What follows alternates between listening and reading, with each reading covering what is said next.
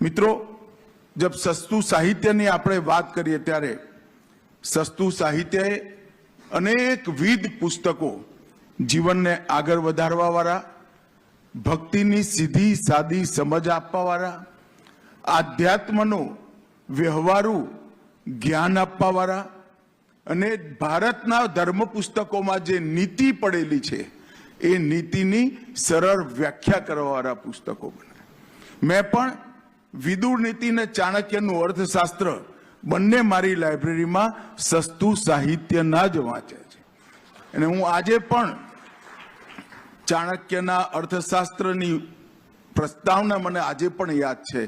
एमां महात्मा गांधीए लखेलुं कि आ ग्रंथ नहीं ग्रंथागार छे।